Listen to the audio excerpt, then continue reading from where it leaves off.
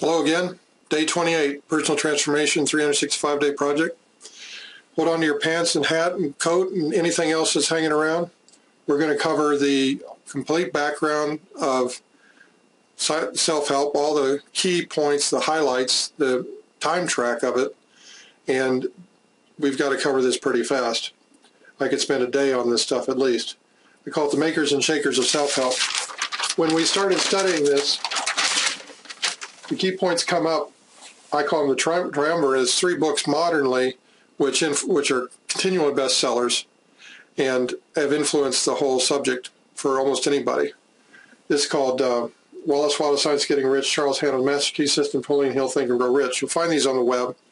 The key one is Napoleon Hill, Think and Grow Rich, which is one book that if you're on a desert, you had to pick one for a desert island, that'd be the one to go with. Wallace Wattles' Science of Getting Rich was also known as the inspirational book behind The Secret DVD. Now, the background of this leads, of course, as I said, to Hill being the one key book of all of them. He, in a letter to Charles Haanel, gave him credit for his success with Hill's success with the Napoleon Hill Foundation because of what he'd studied from Haanel. Now, Haanel, in his Master Key System, references Judge Thomas Troward. Troward was a provincial judge in India where he studied all the major religions in their own language. These religions, the early religions themselves, by legend, were influenced by what is now called Huna. Now, coming forward from that, another thing you should know is Earl Nightingale, with his Strangest Secret recording.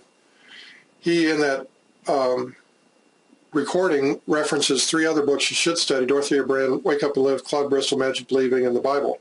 These aren't the bestsellers that of the triumvirates have. However, they are very key in themselves and give incredible data that backs up what Nightingale found to be true in Hill.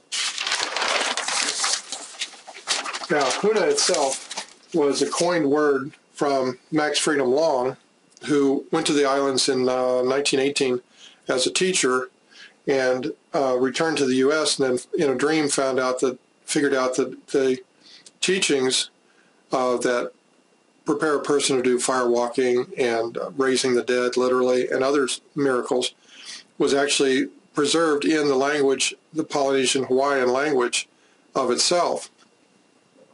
He coined Huna from a word in Hawaiian which means secret or the unspoken, literally.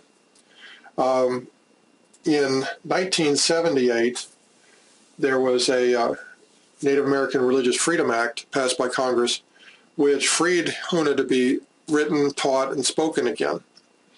From about 1851, it had been being suppressed by local laws in Hawaii. You'll find that Serge Kahele King, who started publishing in the early 1980s of Hawaiian data, and I've known him as for Mastering Your Hidden Self. Very good book.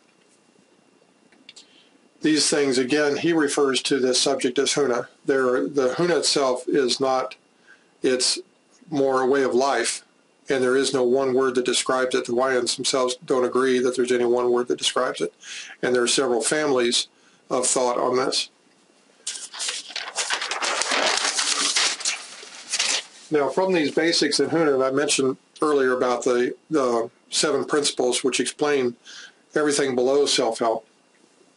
You'll find in Huna's legends, they influenced the early religions. They were actually reportedly even there for the building of the pyramids.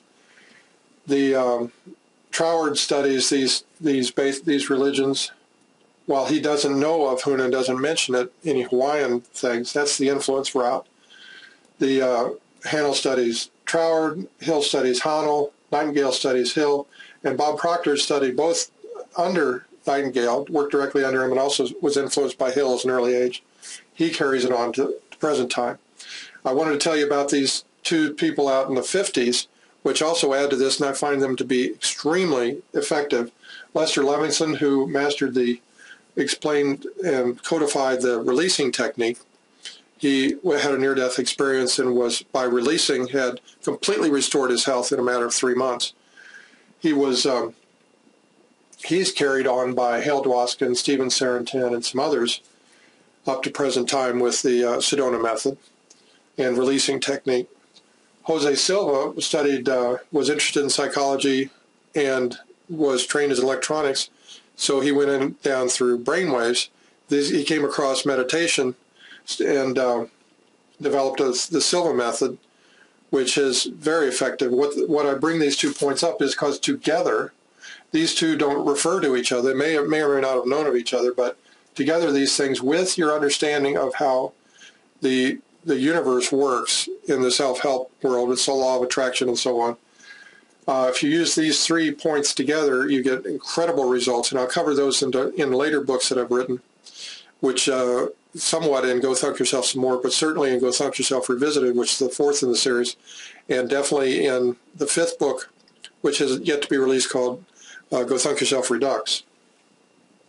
So this is the whole point. This is the history, earliest to latest. All these things are completely still valid. Every book they've written.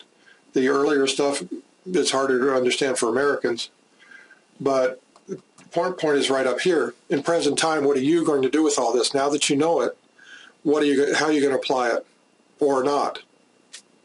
But thanks for coming on this transformation journey.